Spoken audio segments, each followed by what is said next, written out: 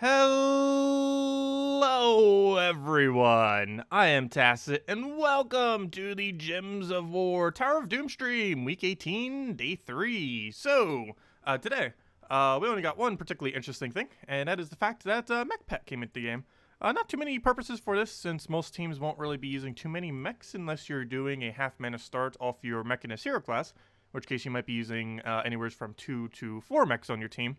However, you do need to use at least 3 or 4 of them on your team to be able to utilize this. So if you're using something like Mechanist Hero class with double Tina, this would actually give you no bonus, assuming that your 4th troop wasn't a mech, because it would most likely be a mana generator. But yeah, in 3-4 kind of instances, you will get a small amount of additional bonus for this. It's not really worth going out of your way to use that bonus. But if you're going to be using Mechanist class, you might be able to get it utilized here and there. And of course, the Mech class event's tomorrow, so it actually synergizes, oddly enough, pretty well into the fact that, yeah, we have an event for tomorrow. Obviously, the events for them are not the hardest pieces of content, you know, class events, but still to make it a little bit easier, since you're restricted to have to use a pure Mech team anyways. You got to use a pure Mech team from Donna for tomorrow's class event. But hello, everyone. Hello, Bill Warhammer. Hello, Army X Tube. Hello, Foro. Let's see. Finesse plus Stormcaller combo has been an absolute revelation to you. Yeah, it's really strong. It's basically a Dwarven Gate team that does damage, but it's Storm required. But it's a pretty strong team. There's a lot of instances where you might not necessarily use it, but it can run for PvP and it can run for certain delves, especially with all the extra stats that you end up getting. Not to mention it naturally has a way of gaining additional stats, but it's pretty nice, and you can end up farming out a lot off of extra turns, which basically just helps keep you alive, into 50% score reduction, which basically almost makes it like a Gargoltha as far as how tanky it is. Less of a score reduction, but after it gets some durability, it's pretty much the exact same amount. Hello, Birdleaf. Hello, Calthos. Hello, Jellybean.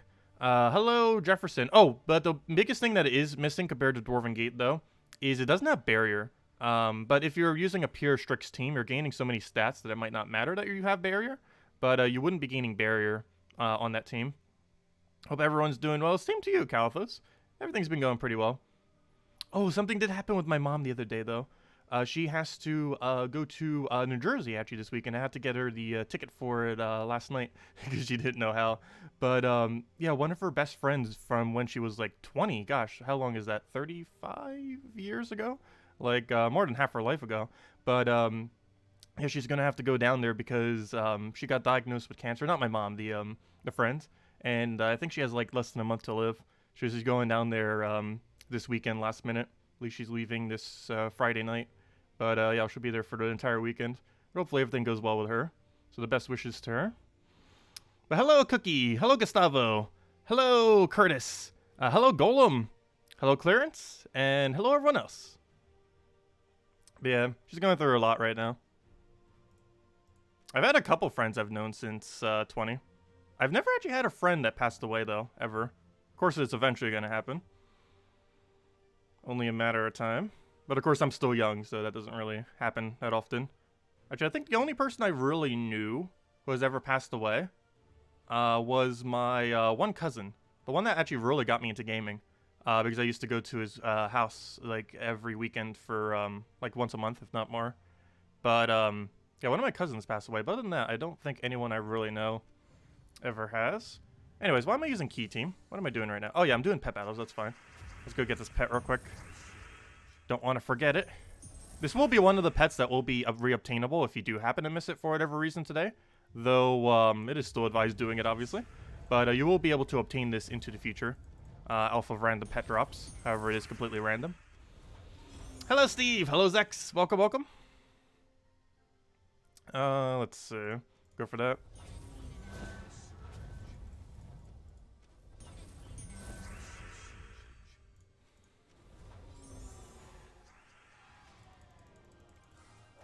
Yeah, it can definitely be a lot to lose someone. That's for sure. Hello, Barbara! Welcome. But that is life. What do we grab here? Do we even have a red drop? I do not believe so, so let's go for that. And then take our blues, hopefully into Cascade, which we don't get, but that's enough mana to still win. And then was key to key. Oh, that should have been full mana. Wish there was an easy way to put Brownstorm onto this team. I guess we could replace out Hero. Actually, there is an easy way to put Brownstorm on this team. Replace out Hero with something that we're not trying to level. The only problem is I keep changing it to things I'm trying to level. Let's see. I'll take that over for now. Should you craft Glaceon or save the diamonds? I would save the diamonds. I ended up getting Glaceon pretty early on my Nintendo Switch account. And while it was useful, it's definitely not the greatest of legends to have. Like, I was using it because I didn't have any other options. But it didn't, like, make or break a lot of battles. There's a lot of alternatives that can do its role. Like, for example, a Skeleton. A single common Skeleton, while not exactly a Glaceon, can do pretty much the exact same role that a Glaceon does, at least from an early game perspective. Since you'd mostly just be using it for skulls, of course. Yeah, generally you don't craft legends. Almost never should you craft a legend. Even when I had Tina on my Nintendo Switch account, I don't think I bothered getting it. Even though I think it was like the last mythic legend I needed or something. But the only few that are worth going for is Dragon Soul, Yagwe, and Queen Titania. Those are the only three. And honestly, I would probably just say Dragon Soul is the only one. Just because it's used for soul farming. The best soul farming troop in the game.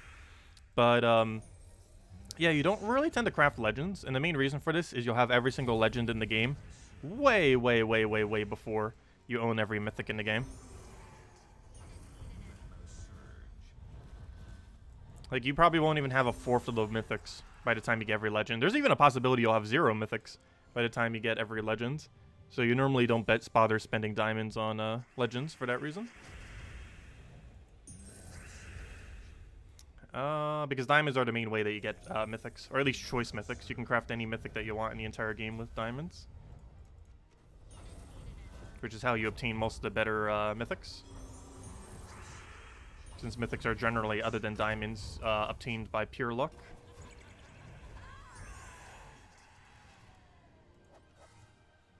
You only got 1 pet from the event?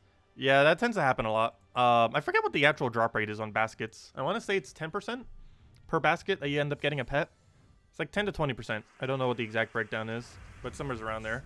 That whenever you open up a basket, you'll get a pet. I'm not sure if anyone has data mined the exact data on that ever. I'm actually curious what it comes out to. Because that's something that's kind of like a chest that doesn't have a drop table anywhere in the game. I wish they would. Because I'd be really curious what its breakdown actually is. I feel like it's about 10% for a pet.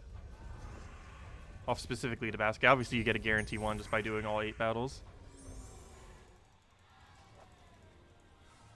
Because 10% would be about right. Because how many baskets do we get leading up to it? We get 2, 4, 5, 6, 7, 8, 9. Yeah, so 9. So that means about 1 pet, right? Boom, 1 pet. Oh, 3 pets! We would have gotten 4 pets simultaneously. Oh, I should have waited. But, well, that just proves my data wrong. Obviously, that could be an outlier. Maybe it's closer to 20%. But, that is not normal. That would be 4 pets total. It's definitely above average. Way above average. I think on average, I normally get 2. If we average all of them together.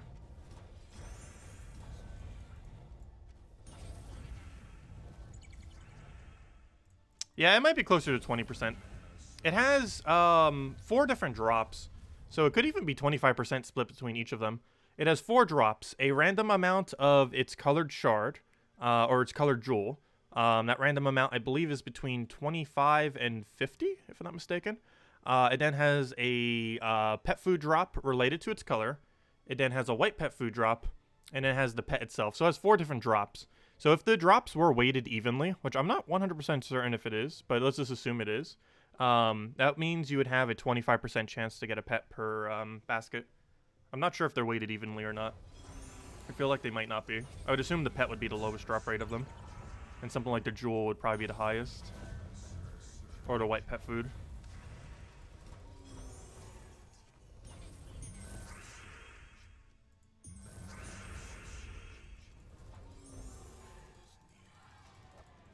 Okay, there's all 8 hour battles. Let's go get the other guarantee one. And that means we got 4 of them. Nice. Which means we only need another 2 to go get it leveled. But of course we can still go do its normal amount of levelage. Where'd it go? Also, let's equip it. Where'd it go? There it is. So let's go equip this thing. Actually, let me go get it upgraded first. The dancing robots. And actually, I'll go name him that. We haven't been dancing that many, or we haven't been naming that many. Dancing robots. There we go. Boom, boom. Okay. Next up, let's go equip him, as I'm not even bothering. There we go. Boom. Also, we can't not switch to the mech armor. Where is it? We go here. We go here. There we go. Steampunk. Oh, it doesn't match it that well though. It's a different color thing. I thought the colorage was a little bit similar, but nope. They need to go update this. This looks so rustic compared to his. But yeah, it just doesn't match. It almost matches Dwarven more. I'll still go with it. It's mech related. Also, we need like an orange color now if we're gonna keep the fur. Where is change appearance? There it is. Do we have an orange? There we go. That'll work. Nice. Okay. Armor's still a bit off though, but we can't change the color of the armor. Ah, there we go. Oh yeah. Do you want to save? Yes. There we go. Okay. There's our new appearance. And apparently I didn't grab something from earlier. Got some more tasks coming in. Apparently of the yellow epic tasks based on the scroll, or on the deed, I mean. Let me see. Not Tower of Doom. Although we do need to go do Tower of Doom. Actually, that probably will be next. However, that's not what I want to check right now. I want to check if we have all guild tasks completed. And also claim our seals. Oh, we're not at 2,000 yet. But, where'd it go? I'm looking for tasks. And no, we are not done yet. We still got to finish out yellow, and we still have a little bit of brown in there. And how much did I do so far? I think it's a bit over 2 million, so I'll probably not do any more at the moment. We're pretty low in gold between the factions and everything. I think we're at, what was that, 2.5 million? We need to go farm gold at some point soon. Yeah, we did 2 million this week. Yeah, I need to go get more gold. We're running low. Man, anyways, let's go run Tower of Doom as the next order of business. Oh yeah, did we get anything off Adventure Board? I don't think we did. No, just some gems. Oh, a little bit of gold. Not that much, though. If you compare it to actual rates, it's only, what is that? That's 20,000 gold. Well, you get that 20,000 gold in like a minute, so I guess it's pretty decent value. Man, anyways, because that's actually higher than you'd be able to get in a minute at other locations. However, you only get it once rather than infinitely. But anyways, let me go do Tower of Doom next. We should almost be able to finish Tower of Doom right now. It depends. Are we scouted all the way? Yes, we are. I think I can do Tower of Doom to completion now. So we're on floor 23, and we have a fireball. Perfect. So I'll go do the fireball. Then we do the final room. And then we just fireball. Then we just heroism 25. So yeah, we'll be able to complete Tower of Doom right now. We do room 4, room 3, finish out the room, do room 5, or sorry, fireball room 5, then do room the boss room for 24, and then we just heroism 25, and boom, we won. And that's all we need. Nice. So how many battles is that actually? 1, 2, 3, 4. We have 4 battles left. So how many sigils do we have left? We have 5. Okay, so we won. We already got everything we need. So let's go and finish out then. So we'll go take the fireball off of 4, and then do 3. So we'll take this one first. Still using this team. We were using the other team a little bit earlier this week that I showed for the video, but then of course we switched to the almighty Ketris team. Probably one of the main things I use Ketris for is Tower of Doom. It's applicable for all 3 days, just with different mana accumulators. Oh, wait! Why'd I cast him? You're not supposed to cast that. Gosh, this battle's gonna go slower now. I just got rid of all of the boost ratio I need. I'm just so used to casting it immediately for quick kills that I forgot that this wasn't the quick kill variant. Which obviously it isn't, because we're so deep into delves you can't quick kill anything. Unless you're going all instant kill. Which I guess we could build red all instant kill if we wanted to. That is an option. Okay, let's go get at least one more Yasmin, even though we just reduced its effectiveness. What do we even want here? We'll try for brown off the sky. Didn't get it, but then we can just explode something like you. And get the last of your mana. And then get one more Yasmin in there and pretty much be good to go. So we'll go throw this down onto you, and then we can Ketris you twice, and then just deal his last slot. And that should be good.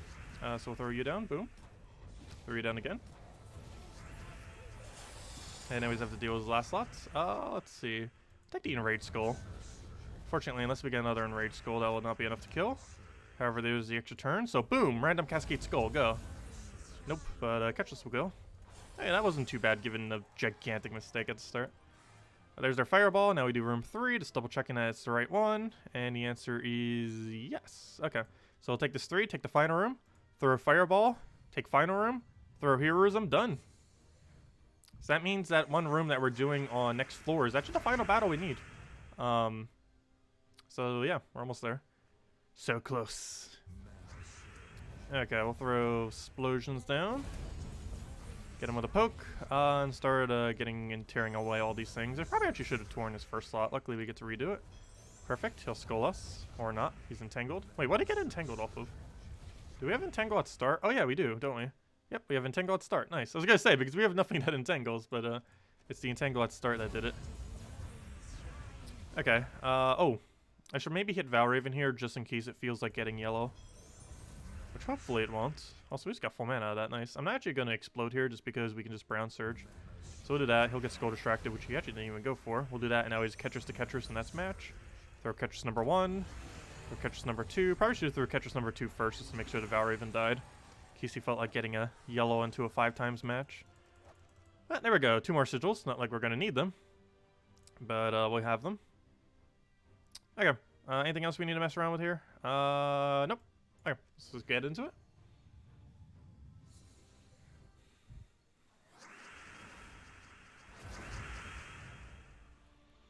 Yeah, my guild's requirement's only 1 million gold. However, if every single person in your guild averages 1.5 million gold, you will get all tasks done, including epic tasks, including probably some amount of legendary tasks. I think per week we still average like 10 legendary tasks or so. Like, we still get them. Not as many as we used to get, obviously. We still get them to some capacity. I'm not sure if I've gotten a single mythic since the new epic task system, though. We weren't getting too many mythics to begin with, but now it's technically even lower chance. The chances of getting it's still the same, but of course you're getting a lot less legendary tasks, so you have less rolls to try to attempt to get it. I'll just take that for now. He'll poke us really heavily, but we can just keep gaining HP, so it's not really going to matter much. And at this point, all we have to do is get one more, and we'll be good to go. Just need to take one more brown. We'll take it over there and let him skull us. So he'll skull us, which is perfectly fine. He falls for the bait, and now he's Catchers to Catchers, and we win. That should be enough damage. We're really close to it, if not enough. And then we do 2 last slots. Should double check to see if any of those weren't extra turns. Luckily, they both were. And yeah, now the first slot just lives, which is to be expected normally, which is why I threw the Enraged Skull. And now one more Enraged Skull will kill, and he's dead. Even though he has Skull Reduction, and Rage hits through the Skull Reduction. Plus we get 1.5 times extra damage on it anyways. Again, here's our final floor, 24. All we have to do here is throw Fireball on 5, take the final room, throw Heroism, and we won. So this is our final battle, is what we're doing right now. And then we've won the Delve event. Or not the Delve, I keep saying Delve. It's similar to Delves, but the Tower of Doom event will then be completed. We throw a Fireball here, so we don't have to do this room. Since this is the last applicable room we'll have to do. And that gives us unlock, and now we can go to the final room, and this is the final battle. Oh no, it's Spirit Fox. Maybe I should have Heroism this one. Actually, Spirit Fox isn't as annoying these days. The biggest issue with it is when you get a really deep Spirit Fox like this, it has a really high initial true damage. Oh no, that is enough to kill. I should have went HP. Mistakes were made. That or went a little bit extra stats. But yeah, the biggest issue with finding a really deep Spirit Fox, which this is actually the deepest room you can find at room 24. So that's really unfortunate. But yeah, room 24 Spirit Fox is super annoying because it has really high true damage, above 100. And it's the last room you can actually find a Spirit Fox is the room we're on right now. So go figure. Luckily we got instant Yasmin, so we're fine. So now we throw Yasmin and boom, we're out of kill range. You can do the same thing with HP buffs, 24 HP off of metals. You can also do it by getting extra stats with sigils, or you can get it just by throwing a heroism at it. Any of those options are the ways to deal with it. Fighting it is normally not advised though. Like it's more annoying than anything though, but it can actually win. It's probably the hardest Delve battle, or sorry, the hardest Tower of Doom battle that there is of any of them. Still doable though, of course. As far as actual difficulty, it's probably the hardest, especially when you don't have higher stats. It's because it might not even be possible to reach out of its 104 true damage. It has empowered, so it gets to first turn it. So unless you have like a full AoE mana drain, you're not going to be able to. But Yasmin's a pretty good counter since you gain enough HP that nothing dies, as you saw there. I'll go for that. Throw another Yasmin down, and now we're going to need to start poking. Oh, and the other problem with it too is that's stealthy. So if we're using something like this team, we can't even target it out either. So it gets to live for almost the entire duration with that high true damage output. Did you really just get that? I almost want to go and tear that away now. Though we're going to have to double tap it anyways to hit Spirit Fox, so maybe I will leave it untorn. Oh no, we'll see. Depends if we get full mana on this. If we get full mana on it, we'll probably try tearing. Let's see. So we'll do this. If you get full mana, or if both of you get full mana, I should say. But we'll take that first so we get the extra turn there. Should probably have done the other way around. Doesn't really matter though at this point. So we'll actually go for the Yasmin then. We'll go for that. Get full mana for everything. Now we'll go for the big splash right there. Go for the big splash on last slot. Take a skull there, just poke. Because I don't think that would be enough damage otherwise. Actually, it might not even be enough damage still. Yep. And now we just need to hit it with literally anything, and then we win. Yeah, that's the other issue too. The stealthy normally makes it survive last. But there we go. Wasn't too bad of a battle that time. Though Yasmin does extremely hard counter it. You cast the Yasmin once and you basically don't die. And that's it. We won. Now we throw Heroism because there's nothing else on this floor that we need. Right? It's 25. Yep. And now we throw Heroism, and that is Tower of Doom completed for Red Tower of Doom. Because all the rooms 26 and further no longer give the Flame Scroll, the little mythic scroll that ends up being used to upgrade the Doom weapons. So everything here is basically just for leaderboard, and leaderboard is rather irrelevant, because even if we got all the way to top 20, we'd only get 2 extra Dooms, which is useless, and 25 extra gems, which, based on the amount of extra gems we'd have to even throw in order to get those gems, is not worth it. But as long as we make top 50, that'll be nice, I guess, since we'll at least get like 15 more gems and 1 extra Doom copy. That extra Doom copy means nothing. However, 15 gems is 15 gems. But yeah, it doesn't really make much of a difference either way. Like, the difference between even 50 gems and 10 gems from making top 20 compared to anything below top 20 is basically no amount of resources. It's only a 40 gem difference, basically, which isn't that much, given how much you would have a difference that actually is, leaderboard-wise, making top 20 compared to making literally any other position. Anyways, let's go clear through these. Did I set up my Explorer team? Yes, I did. So let's go get more XP to this. 1 level a day, we'll get this eventually maxed before Guild Wars. We should be pretty close to the next level as well. We're leveling it some earlier.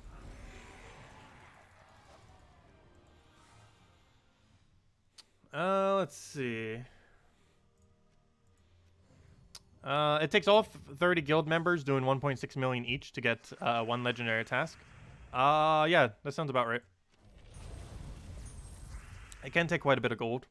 However, gold rates in this game and end game are upwards of 300,000. You can even get rates upwards of 400,000, depending on the method you're using. But there are a lot of really consistent over 300,000 methods. So getting something like 2 million gold might sound like a lot of resources earlier on in the game.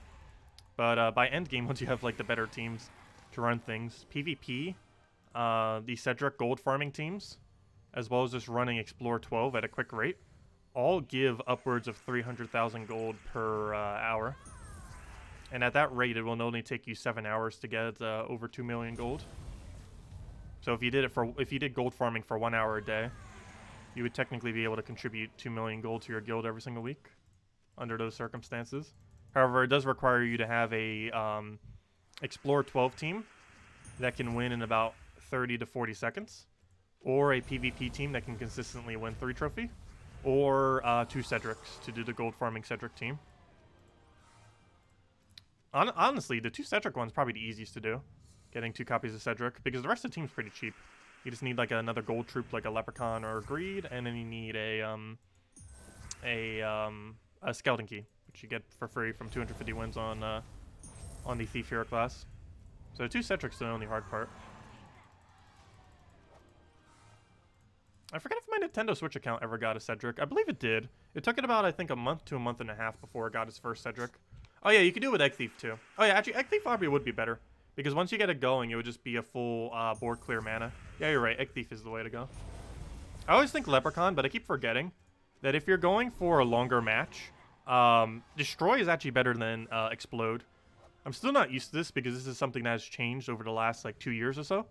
But Destroy has drastically become better than Explode if and only if a troop can destroy more than 32 gems. And there are several troops that can do it, the two most noteworthy ones being Egg Thief and Thrall. But there are a few other options as well. But any Destroy that does upwards of 32 actually mana accumulates more than a full board Explode. Because they get 100% value, whereas Explode gets 50%. Because they nerfed Explode 2 times in the past. Technically multiple times if you count how gems come onto the board as a change to it. But that wasn't like a direct change, however it did affect it. But if you count direct changes to Explode, it got nerfed twice. Once from 100% mana down to 70%, and then again from what was it? From 70% down to 50%, which is what it's at now. At a 50% rate per Explode. What do we even grab here? Might as well stick a skull. Oh, of course you Agile. Why would you not? Okay, we need blue or green right now. Desperately. Luckily he leaves blue on board. Except he destroyed all the blue with that. And he gets a summon, so now we won't even have enough damage. What is this battle? Okay, we'll take that. Also, Rowan doesn't even have the damage output anymore either. To one-shot them all. Okay, let's take a skull there. This is a weird battle. This isn't supposed to be used against what I'm using it against right now. You're only supposed to use this when they're in one-shot range. Otherwise, this happens. Rowan is really bad at trying to upskill like that. Unless you're using like Urskea Shield or something with it. Because that gives it the barrier so it doesn't lose any durability. There we go. But in the traditional team with it, that just is for a quick kill. It is really bad against things that it doesn't actually quick kill. Hello, Lochnar! Welcome. But there we go. Okay, so that's that. That's that. Let's go clear out dungeons. And that would have been all of our dailies then. And then we can go get Hero Fin up. And as soon as we go and finish out this dungeon, I guess we'll go hand out a redeem code as well. Salty last night did finally give us more codes. So that's pretty cool. So now we have codes to hand out again. We almost ran out. Like the exact moment we were like, oh, we're out. Like on Tuesday night, she was like, oh, here's codes. She came to our rescue. Like, where's Explore 5? Let's go for this one.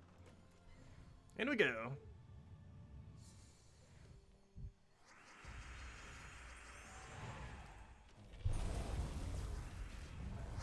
The almighty one-shot Phoenicia. The strongest full AoE in the game. I still find it kind of funny that Phoenicia actually became meta. Partially meta. It's used for a few things, and the main reason for that is it has the highest damage single cast full AoE in the game. That doesn't mean it has the strongest AoE in the game, but it's kind of like a Rowan in that regard, in that it has the strongest initial cast, except this is full AoE, and this is somewhat relevant as its overall damage output is higher than the split of a Rowan when a full team is in play. Because this thing right now is hitting 60. However, I forgot to set magic, and with all the magic, we'd actually be hitting a 84. She hits. She currently has a max damage of 84 full AoE, which is a lot of damage to be able to do instantly, or pretty much instantly. You get it started with half mana, and then you just explode to get the rest. But yeah, she has a 84 damage output on turn 2 normally. Sometimes turn 1, depending on how lucky the board is. But she's a pretty consistent 84 full AoE second turn, which is really strong. I feel like this 12 magic in particular is what mainly made her viable, more so than anything. Because that's a lot of additional magic. That's 24 full AoE damage for her, because she gets to double it. That's a lot of extra value that she ends up getting on top of what she already has. Man, anyways, let's go get handout code. And change these back to armor.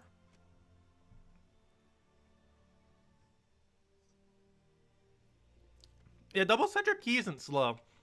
Compared to other Explore 12 teams, it's almost the same rate as Urskea Shield Rowan. Maybe slightly slower. But the double Cedric team wins in about 1 minute or 1 minute 10 seconds. And while that's almost twice as slow as using something like Scorpius, it's gaining more gold per hour, which is his biggest trade-off. So you're trading off about half your tokens in exchange for about 100 to 150,000 more gold per hour, which, depending on what you're interested in more, might actually be a good enough trade-off. I personally would actually prefer, if I'm going to be doing like full-in token farming, to be doing just going for the tokens instead. But the other advantage that it has is it's being very cheap, as Foro mentioned. It's one of the cheapest Explore 12 teams in the game. The only hard part is double Cedric. But you'd eventually get lucky enough off of Vault keys, especially during a Vault event. One single Vault event, you could theoretically get double Cedric. We have before in past Vault events. But, yeah, he's about a 1 in 10 chance off of Vault keys. And it is possible even there's just within 2 Vault keys you get lucky enough to get 2 of them if you don't even have a copy yet. But if you have 1 copy and you still don't have the other, within a single Vault event, you could probably farm up the other Cedric. Which, even if you only get 1 Cedric per Vault event, you could have a 2 Cedric team within 2 months of playing the game. Within 2 Vault events, if you grind out both the Vault events heavily. And even if you don't do the Vault events, you still get Vault keys outside of Vault events. Like even right now for Tower of Doom, I think we get like 1 or 2, right? Pretty sure. Doesn't Tower of Doom have it? I know the Tuesday event has 1 that we just had yesterday. And every single Tuesday you can get 1 pretty much for free or for 30 gems essentially. Let's see. We get a Vault key from this, right? I'm almost guaranteed we do. Somewhere's in here. Where'd they put the Vault key?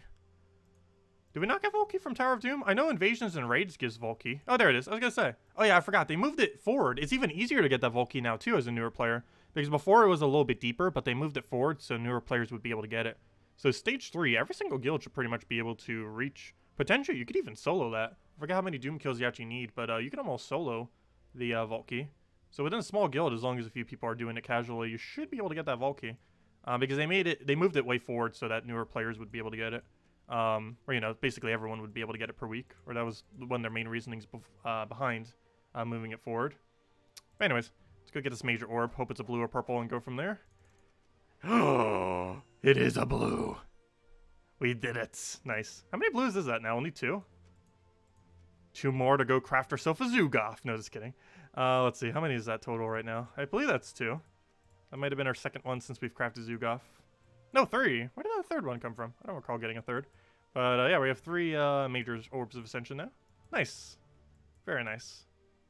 I wonder how many we'll have after we open every Vault key we have. How many Vault keys are we up to? 147. That's going to be a lot of resources. Let's see. Each Vault key I average its value at about 80 gems. What does that come out to? That comes out to almost 10,000 gems worth of Vault keys. Potentially. Obviously, we'll know the exact loot once we open them. Also, whenever we finally open these, I will be recording every single drop we get, by the way. I'll be doing this most likely after they do a rework to it. Unless the rework is going to be nerfing them. But there's a good chance that the rework would be slightly buffing them. But regardless, we'd know before they change them on if it was a buff or a nerf. If they ever are even going to do it at this point. But, yeah, we will be recording literally every drop we get. Once we do end up opening those. And by the time they end up changing it, I assume we'll have about 200. Though we have no clue when the update's coming that will be addressing them. If it's even going to happen at all these days. But, yeah, we're getting a pretty nice stack. See what kind of juicy loot we get from it later, eventually. But anyways, let me go do code. I was mentioning it and then got distracted.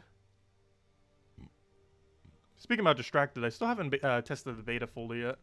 I need to. Because the new mode looks interesting. No, actually, I didn't even get to mess with it much yet. Let's see. Also, next Monday is going to be, what's it called? Next Monday is going to be the preview for 4.8 as well. So that's going to be pretty cool. That means the patch is pretty soon, TM, if they're already doing a preview of the entire patch. But anyways, let me go get this code in. Put that there, put that there, put that there. That means on Tuesday we'll be able to mention a lot about it. Assuming the patch isn't already out next Tuesday, which it shouldn't be. I highly, highly doubt it would be by then. But we'll be able to discuss it next Tuesday night. So basically a week from now, or 6 days from now. But anyways, here's the code. Here you go. Use on gemsofwar.com underneath the redeem code section. Or simply click that link, brings you there. Your invite code can be found underneath your settings menu. Whatever your game says in the bottom left, right over here is what you put in. Redeem code is right over there in chat. It's copy paste random letters, starting with LP, FS, and the rest of them. And gives the same reward as always. 2 treasure maps, 1 gem key, 200 souls, and 2,500 gold. Enjoy, everyone. No problem. There we go. Okay, so that's it. Now we can go get our Hierophant level. Let's just do it in Zacian. I'm not sure why I like going to Zacian. There's multiple places that work. I just keep doing Zacian, because why not? I'm just used to clicking there at this point. Let's see, what am I looking for? I'm looking for There's one thing I wanted to check. Oh yeah, I wanted to see how much more EXP we need for this next level. We're right on top of it. 15 more. Nice. Yeah, I want this thing to be level 100 before next Guild War. I'm not sure if I'm using it for next Guild War, but I want to have it in case I do want to use it for next Guild War. Because I feel like this might be the most underrated hero class in the game. It's not an excessively good hero class, but I believe it's underrated in the sense that most people don't realize the combo it has, because you have to be level 100 on it in order to use the combo. Which obviously most people wouldn't do that. Go out of their way just to test the hero class by getting it to 100. Because this thing isn't usable until 100. It's one of the few hero classes that's kind of weird, in that it's not viable until it's actually fully maxed out. Which might be one of the reasons why it's so underrated. But the main thing that it has is cleanse extra turn into triple skull damage. Which basically means it's a triple skull damaging troop that has immune to entangle and freeze, essentially. So you'll never lose your turn, assuming you extra turn it. Oh, well, yeah, you never would be able to, because if you're extra turning, then you end up getting the cleanse. So you would never lose your turn on your first slot then. You would never need to worry about entangle. Two of the main mechanics that would end up countering out a skull spam team. You're 2 hours away from level 100 Hierophant? Nice. Yeah, I'm still several hours away. Let's see, we're currently at 85. I did the math on it the other day, and I completely forgot what it is now. I think we even did it last night, and I already forget what it was. I think it came out to 7 hours? I think it was 7 or 8 hours. I think it was closer to 8. I think we have 8 hours left of grinding on this until we get it maxed. But we're getting there. A level day will chip it down. As long as I gain 2 levels on 2 days, we'll be 100 by the first day of Guild Wars. Not sure what day I'd even use it for, though. Probably a day we can use in Furnace, most likely. However, there are a few good hero weapons that can do it as well. Yeah, what extra magic does Hierophant get? I think it's green or yellow, if I'm not mistaken. I don't think it was red. Let me see. What is Hierophant's extra +5 magic towards? Let's see. Oops, that is not what I wanted. Whoops. What's the blade called again? I know how much mana cost it is. 14. That's not going to bring it up, though. Drifting Sands is where it's from. So that's actually probably the easiest way to find it, because I actually forget its name. That's not Drifting Sands. Wait, it's not from Drifting Sands? Oh, it's Leonis Empire. Oh, no, it was Drifting Sands. I was right the first time. There it is. Dancing Daggers. That's what I thought, because it's from the hero class from Drifting Sands. That's what I thought. Okay. Anyways, what else we need to move around? That's it? Okay. That's not what I wanted to do. I wanted to check this, not remove. And I want to see what its magic was towards. Yep, I was right the first time. It was green. Oh, what's a good green weapon that's for skull spam related teams?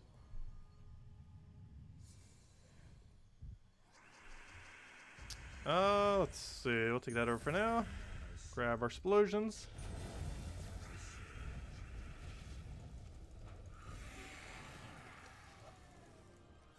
Like hey, Celestial, and like 10 more levels until we get it.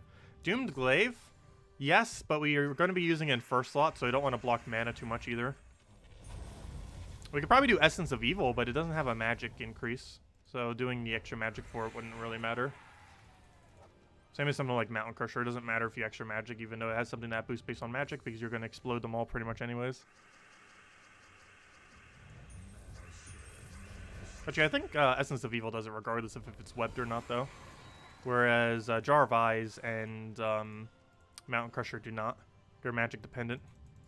So you gain a magic where you're going to do all of them at some point. However, you still end up needing the magic. And because if you were webbed, you would have basically no explosions.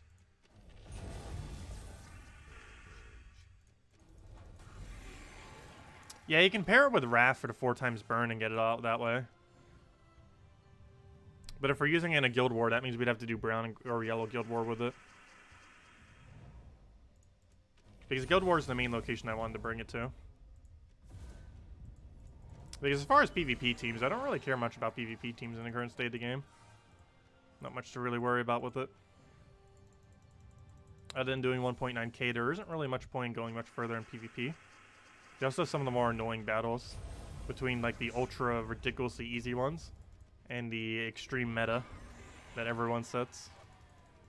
Just a weird combination. Because almost all of PvP is setting the weakest and strongest teams in the entire game. Half of them set the weakest possible teams, and half of them set the strongest possible teams. And the reason people deliberately do weak is because it's actually more beneficial to lose them than to win them. And the reason people do strong is because they want to have a good defend team there. Or if they're trying for leaderboard. But I highly doubt there's that many people trying for leaderboard. Because you really only get extra loot from making top 1,000. And to make top 1,000, I think I have to have like 25,000, 30,000 points by the end of the week or something. It's a lot of points. Like, even if we check leaderboard right now, it's Wednesday right now. So I assume all the leaderboard is above 10,000 at this point. If we go check PvP. Let's see. And yep, I was correct. They're all above 13,000 or 12,000, I guess. Almost at 13,000. Yep. Anyways, let's go grab. Well,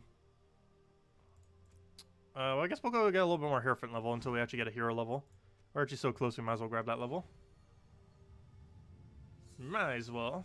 We're not going to gain class level, but at least we'll gain a hero level. Still want to get that up, of course. Still trying to get level 1,600 by the end of the year, which we should definitely be able to do. Might even have it more towards October or so, at the current rate we've been going. How can you improve this team? Rock Troll, Yasmin's Pride, Divinia Ketris. Why Rock Troll? Rock Troll is usable, but normally you would use it with Titan Hero class so you could half mana it, like with a Mountain Crusher or something.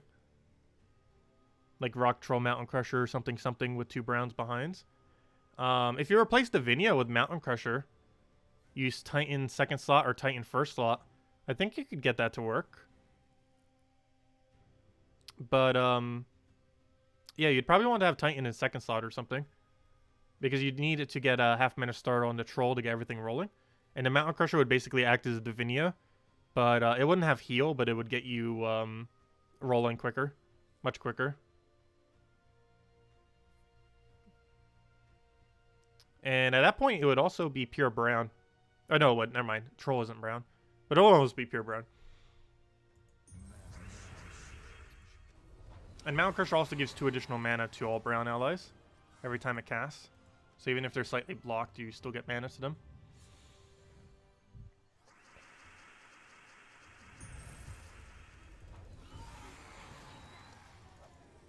Yeah, I don't feel like I've been using Divinia much lately. It is pretty good, though. It has 4 times cleanse, it has a heal, or life gain, I mean. And has a decent amount of mana accumulation. I just tend to go for some of the quicker methods for mana accumulation normally.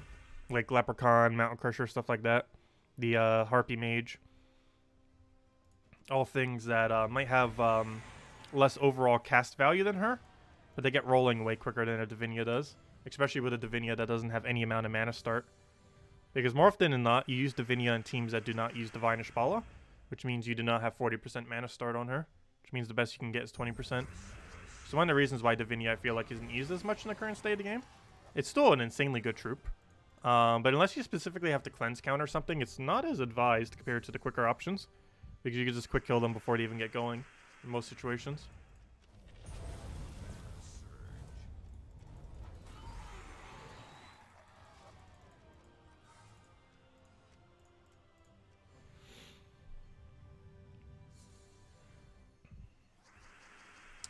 What do we grab here?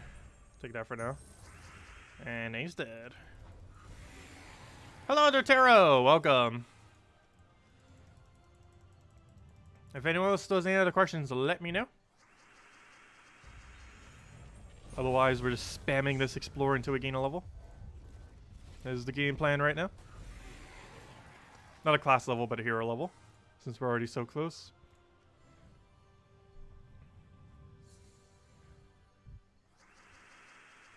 Yeah, Divinia with Sunspear can work pretty well, because you're gonna, once you get it rolling, the Cascade of Reds will pretty much keep Divinia at full mana. Because normally in a Divinia team, your most forward red is Divinia. The only exception to that is Red Guild War. But in every situation other than Red Guild War, Divinia tends to be the furthest forward red on your team. But you never want to use it in first slot. It is a really bad first slot troop. I think I have for some amount in Guild Wars before I end up just switching to other things. But it's not really advised. She doesn't really have much capability in surviving there. You'd be much better trying to keep something else alive in first slot. Any particular place you'd use Famine? It's mostly used for Guild Wars. It's not really that meta in the current state of the game. Ever since they added Immune to Mana Drain like a year and a half ago and nerfed Famine like a billion times, he hasn't really been usable much.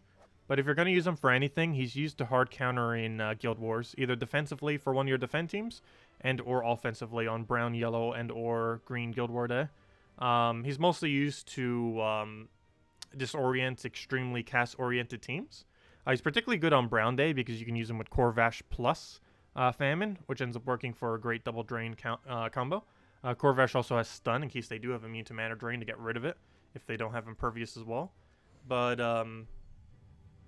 yeah, he's mostly used for Guild Wars. I would not advise using him in any other situation. He's not the quickest of troop, but he's great at not losing, especially against things that have no immune to mana drain.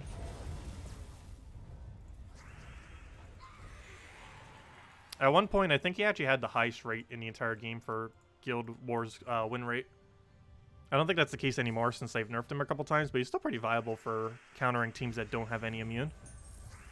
These teams that don't have any immune, it's almost like how he was pre-nerf, kind of.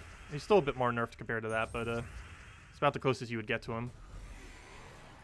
And he's mostly used as a utility troop. You would just replace out one of your troops that you have a team of that you have excess mana on, just so he would go and mana drain. So something like a last slot on your brown Guild War Day or something, just to have a good last resort.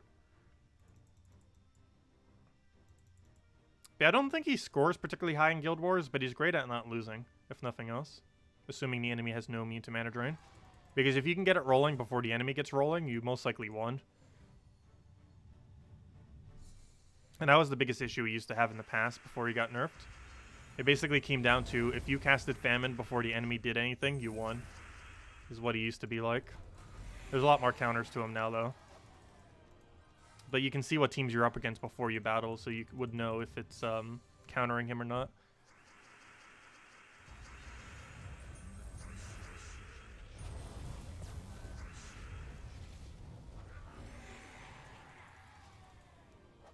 Team you've been using for Tower of Doom has Divinia. It's Yasmin's Pride, Yagway, Divinia, and Infernus. Sounds pretty good. Yeah, I've used it a couple of times with Yagway for Guild Wars. The Divinia, that is.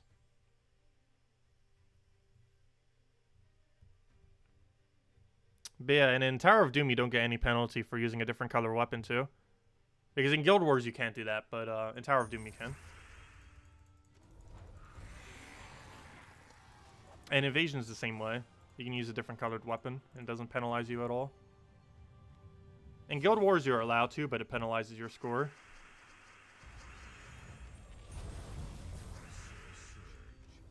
Yeah, Ketris would gain a benefit from having it. Infernus gains no benefit from having higher HP other than just the natural not dying. But everything gains the ability to not die off it.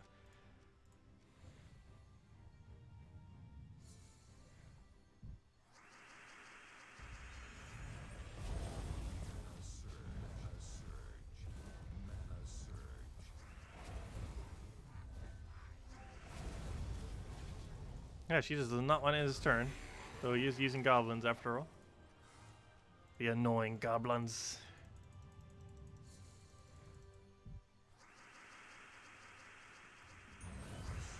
And first turn, full mana. Off the 5 times. That's one nice thing about Rowan Quick Explore as well. A 4 times or 5 times blue or green is full mana. So if we either of those two.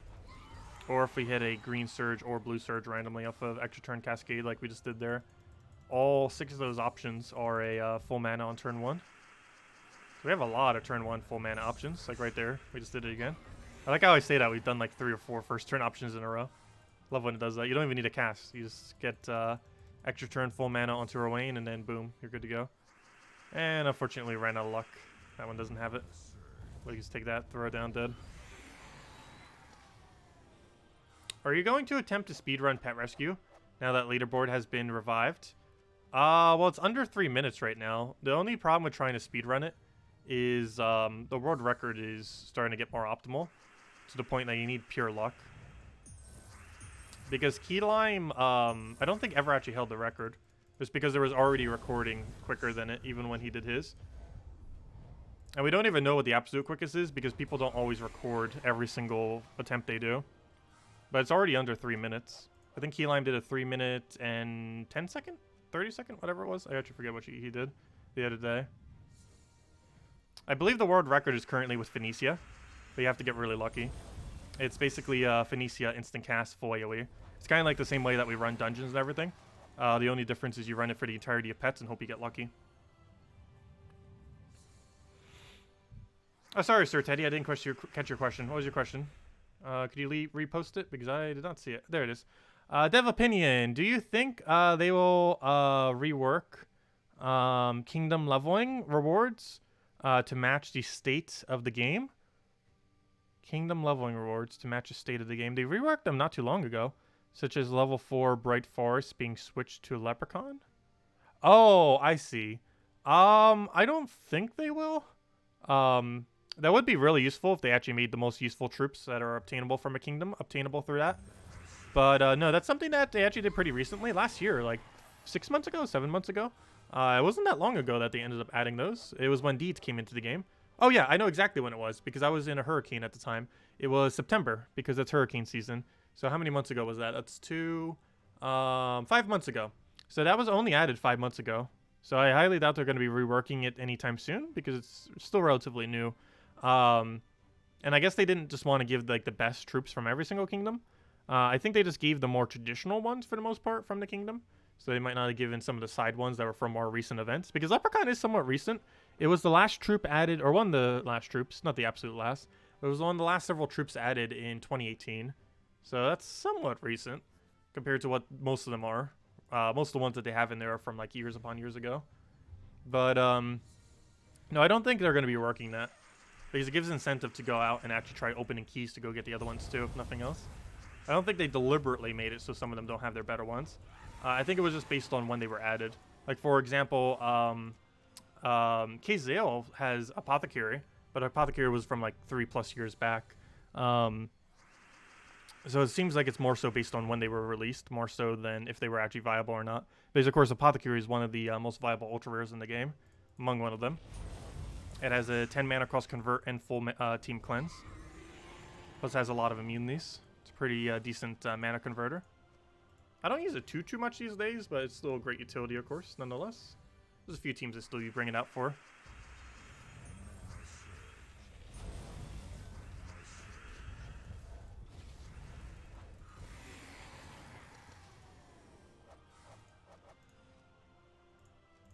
The devs would know if they ever release their metrics. There's a lot of data they don't normally share. They've shared a lot more data in the past. They haven't really been recently. Wish they would. I like data. Data's fun. We need more data. What kingdom do you get Leprechaun from? Leprechaun is from Bright Forest? I actually forget. Pretty sure it's Bright Forest. Yeah, Bright Forest. I was right. But yeah, it's from the Bright Forest Kingdom. Anyways, let's go get that level. We're so close. I think we're 25 battles off. Maybe less.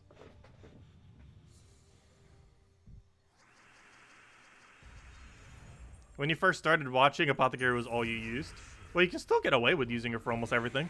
She's really great at feeding a lot of good troops. You can feed Ketris, you can feed Mountain Crusher. Well, you know, she works on all the brown-oriented teams. You basically just use Mountain Crusher, Apothecary, 2 other options. I also use her for delves quite a bit. Not as much recently, but you can do Mountain Crusher, Apothecary, double Gargoyle. And that's a pretty good option for low-level delves. I think I even mentioned it for the Monday video, if I'm not mistaken, as one of the teams that you could use, cheaper ones.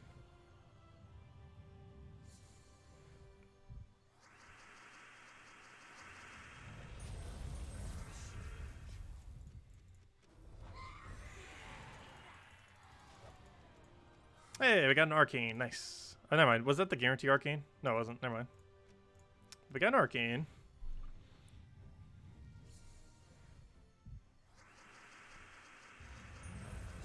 Nice little cascade, and he's dead already.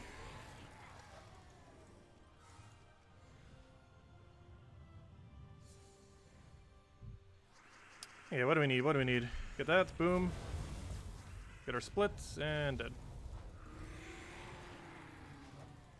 Also, what we're doing right now is also the quickest EXP rate in the game. For class EXP. I mean, sorry, not for class EXP. I mean for the normal EXP for your hero. For that number right there. The method that we're doing right now is actually quickest. PvP on 2 trophies can or on 1 trophy is doing 2 XP each. If you get lucky enough on our repicks, actually would be quicker than what we're doing now for class XP. However, this would always be the quickest method for hero XP. At least in the current state of the game. I'm not aware of anything quicker. Because you're winning each battle in about 15 seconds. And the amount of XP you get per battle is basically based on how many kills you get. So quick killing 4 over and over again is basically your best bet for that. There's no point in waiting until something gets resummons. Even if they had like a triple summon. Just because it wouldn't be worth it. It would take too much time.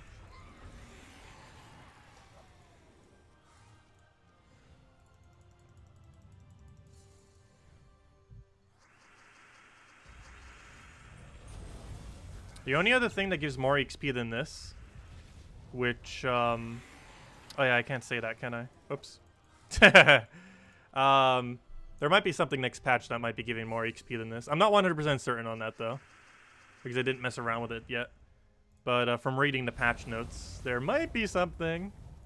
But the only thing the only thing that currently in this game right now that gives a quicker XP rate than what we're doing right now is quest lines. However, quest lines are limited in that you can only ever do them once.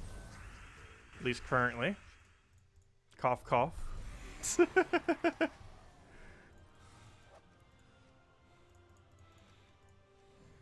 leaker. Let's see. Though Salty did hint at it on Monday. So I'm not making much of a leap by saying that. She didn't actually say it, nor did I.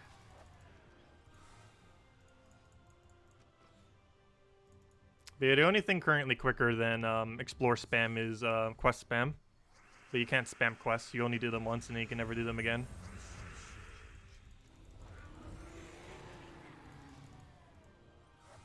NDAs. There is no non-disclosure agreement with it. Though they did at one point want me to. For something else I was going to do with them, but I never did. I don't think I would ever sign an NDA. For anything.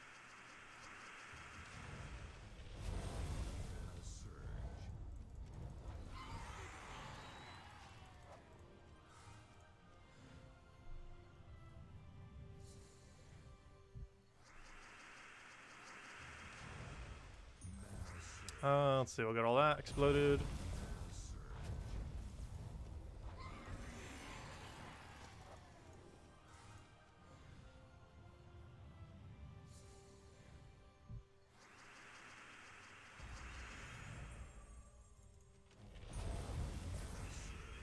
Oh yeah, there are a couple things that are faster class XP than this. But we're not doing it just for the class XP. And just denial of codes.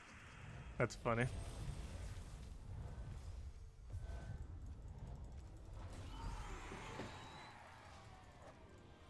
Because theoretically, the most important thing for us to actually get up right now, this late in the game, if you're all the way in end game, as weird as it may seem, is actually your hero level. And the main reason for this is, in the whole scheme of this game, you're going to have like everything by the time you reach level 2000. So the main thing that you really need to get more of is EXP. Since you're going to have every hero class to level 100 anyways by 2000, you're going to have probably every troop in the game by 2000. There's like so many things that you're already going to have, which you would have already gone out of your way for. So at this current point in the game when we're in end game, getting this closer to 2000 is probably the most amount of progress we can make of anything.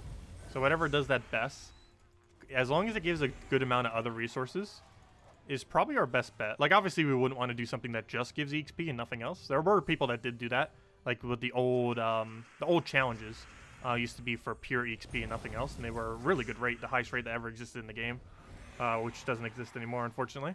But like that was really, really good EXP. But it's still one of the bigger progression things this late in the game, because other than farming a bunch of tokens, what else do we really need? Like we need a little bit of gold here and there. We can get that naturally. A little bit of souls, but that kind of gets up naturally. Like a lot of the things we need once we're already in endgame and have everything, we pretty much accumulate just by doing the normal things we'd just be doing throughout the game, like dailies and such, without having to go out of our way much. That's one of the reasons I kind of like Explore 3, because there's a nice wide range of all of it. Still gives you some amount of gold. Still gives you some amount of trophies as of pretty recently. Still gives a class XP. Gives the really good hero XP. And you still get tokens, though it's lower rarity tokens, but tokens nonetheless. Which is the other pretty big progression aspect in this game right now, too. Tokens and hero level are probably the biggest, too. Let's see, we'll go for that. Tokens actually probably even more so than hero level. However, you gain really slow hero XP when you're doing Explore 12. Because even quicker teams, not only do you have to use a specific hero class for them, so you probably won't be gaining class XP, but you also have to be winning at a much slower rate. At about half the rate.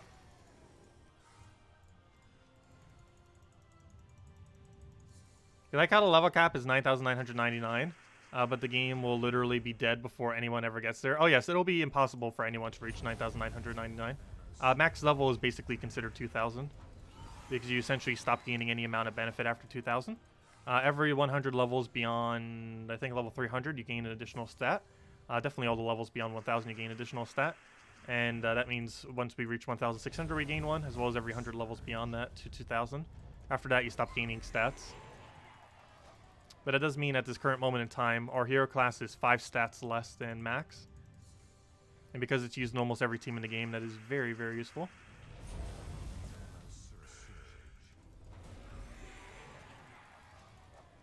That's pretty much like meddling our hero class, essentially.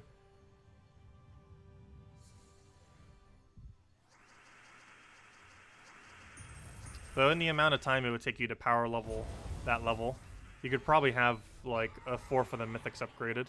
So no, maybe Explore 12 is better value. We'll have to see into the future as they add more methods, like what the better value is. We'll probably know by 5.0 what definitively will be the best place to farm in the game. Right now, I'd probably say overall it's Explore 12.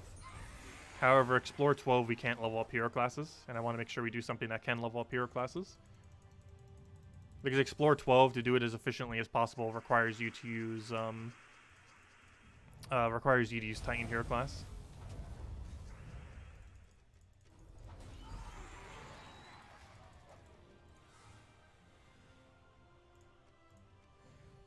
You do not gain stats through 9,000, unless they changed it. But you should only gain stats up to 2,000, unless they've changed it. I don't know, has someone reached 2,100 and gotten a stat? They could probably confirm. But last I recall, you stopped gaining stats at 2,000. And no longer would you get any from there. You still get hero mastery beyond that point. However, you would have so much hero mastery by that point that it has such a diminishing return that it would barely do anything. It'd be like 0.5%. It's every 1,000 levels after 2K. Really? Since when was that a thing? That's not really relevant, though. The game could possibly be dead before we even see the first level 3,000. Because it's going to take like another 5 years before the first person gets a level 3,000. Actually, Gems of War might still be around by then. I feel like they'll try to last at least a decade. And even if not, they probably have some kind of sequel out by then. I'm really curious what they're working on. Because they're almost guaranteed working on something that isn't Gems of War right now. I feel like it's Puzzle Quest 3, but we don't really have any confirmation on what on Earth it might be.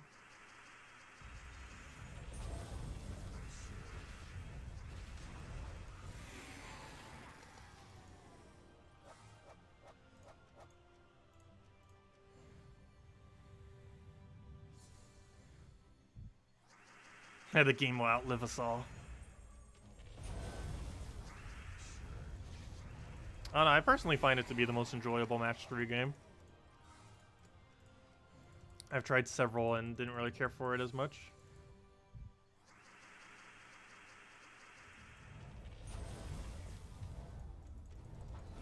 And I really hope they are making Puzzle Quest 3. I've never actually played any of the Puzzle Quests upon launch, because I didn't know about Puzzle Quest 1 or 2 when they first came out. I did prefer Puzzle Quest 1 more than 2, though. And I hope if they ever do make a Puzzle Quest 3, it's more like Puzzle Quest 1.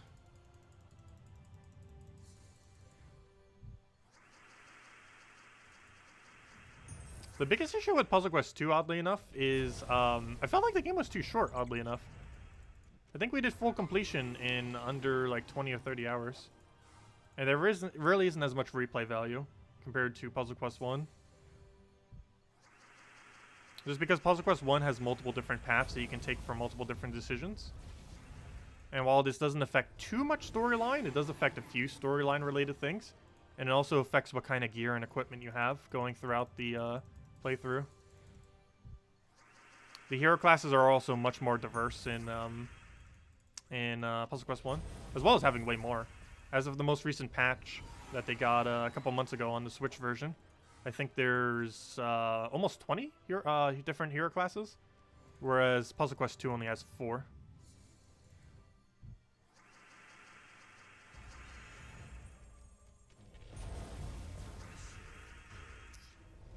Puzzle Quest 1's storyline was okay. Like, it's not the most memorable story, and I don't want to mention too much of it, otherwise it might spoil the whole thing. But, it's rather straightforward. You basically just have, like, this whole corrupting force, and then you just go over to some ogres. You have a bunch of adventures with some dwarf. You have to go sort everything out with their leader. Then you basically go and head over to this other leader that has that sacrificial thing that basically looks like the Taurus Kingdom from Gems of War. And you have to help them with that one god thing. And then, I forgot what the whole reasoning behind that, but you needed something to go and take out Lord Bane, which is the main antagonist there. Then you eventually fight Lord Bane, among doing a bunch of different side things prior to that. And, yeah, it's pretty much like a standard kind of fantasy kind of main villain thing. That you have to, like, take out this big boss thing at the end.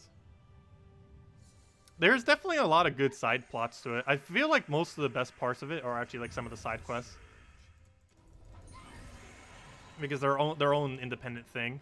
Like the side quest that you do with the dwarf, the side quest that you do with that one extremely big goblin. That almost seems like Lord, what's his name? Like the Goblin King from Gems of War. And stuff like that. Like some of the side bits are some of the best parts of the game.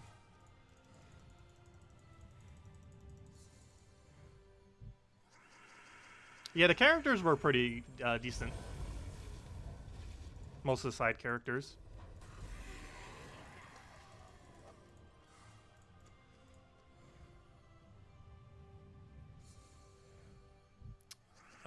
What do we grab here? I'll take that for now. I actually have never played Galatrix. I might eventually. I'm not sure if I would like the board, though.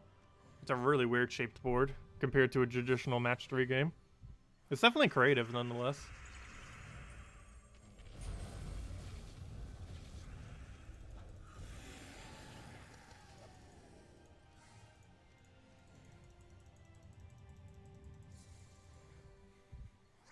Also, where's that hero level?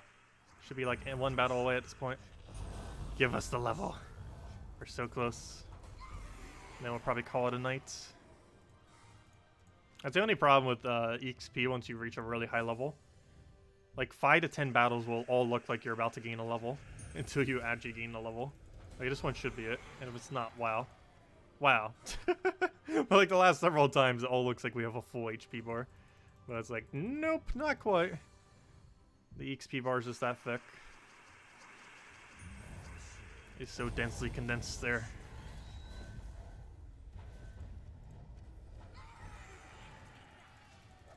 There we go. There's our level. And we'll put it into brown. which will give us like a 0.0001% chance extra to surge on Brown. Hey, we got tribute. Come on, 20 gems. Boom. 12, I'll take it. Which means 13 tributes.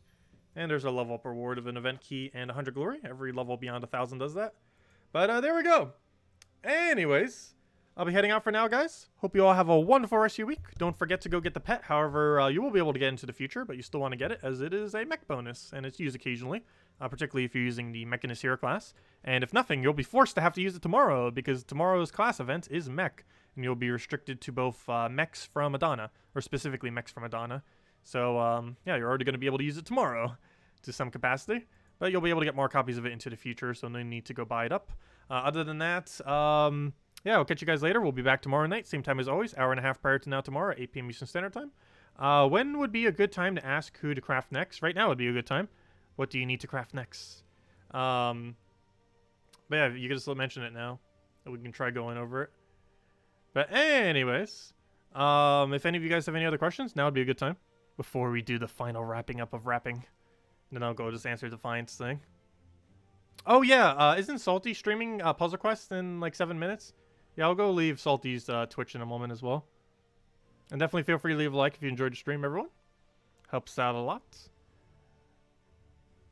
But yeah, Define, if you don't do it right now, we can just do it at like next stream or something. I'm not sure if you're typing right now. Okay, you'll just do it tomorrow night then. That'll work. Let's see. Did you post teams for tomorrow? Yeah. Here's the one team. We just ended up running with, or this is what we made for the video. What did I show? Mech class events. I showed Mang with Clockwork Sphinx into Double Panther. I'm probably just going to go the Dawnbringer route, though, personally. I just did this because I know most people don't own Dawnbringer. I'm most likely just going to do Dawnbringer with triple yellow troops and just quick kill it. But if you're going to do it, like, actually, legitimately, Mang into Clockwork Sphinx into Panther is probably your best bet. Panther won't have too much of a high true kill chance, though. I think at the final levels, they only have 100-something armor, which will bring it up to a little bit higher than 30. You cannot use Tina. Tina's not allowed. She's not a mech. You're restricted to specifically mechs from Adana. And while she is from Adana, she's not a mech, so she cannot be used. The list of things that you can use tomorrow are only the following. It's pretty small. It's Adana and mech. This is all you have to choose from. Are these... how many troops is that? That's 13 troops. Some of you are better... Oh, yeah, Tina was the other thing I was going to show. Tina's might be what I run with. Mountain Crusher into double Tina would be really good. Like Mountain Crusher, Clockwork Sphinx, double Tina. However, most people probably don't own 2 Tinas. That or I'll go Dawnbringer into triple yellow, which we just do to do Dawnbringer quick kill. But this is like the actual legit team that would be easy to craft, which is why I ended up showing this one. This is main Clockwork's double Panther. The 2 Panthers are 800 glory. Clockwork Sphinx you hopefully have laying around. And Mang is just a weapon most people already own at 23 brown red. But yeah, as you can see, Tina's not here because she's not a mech. And most of the mechs are pretty useless. Bombot, actually, I guess you could get away with Bombot, possibly. But Karnex would probably not be worth it. Clockwork Sphinx definitely isn't. Dracos isn't. Like, the only ones you'd really maybe use is maybe Bombot, definitely Sphinx, potentially Panther, and Tina. Like, those 4 are, like, the only things you have to choose from as far as viable options. Everything else here is rather underwhelming. Like, even this thing has a only 25% instant kill, where Panther towards the later battles will actually have a higher % chance to kill, and for 2 lower mana costs, except it doesn't have the disables. Let's see. Yeah, Tina is mech, but not Tesla's not. So you can use double Tina. Double Tina or single Tina is probably the best way to go. I just didn't mention it because most people probably don't own the Mythic.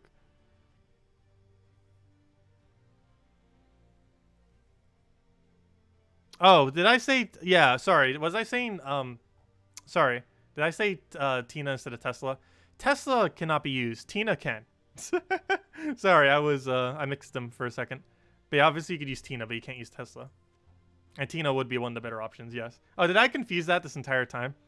But yeah, you can't use the human that does the split damage, true damage. But you can use the triple hit true damage off of Tina. That you can do, if you have the Mythic. I'm saying yes for both. But yes, you can't use the human, but you can use the robot, obviously. But anyways, guys, I'll catch you guys later. Thank you all so much for watching. And I'll see you later. Goodbye, everyone, and have a wonderful night.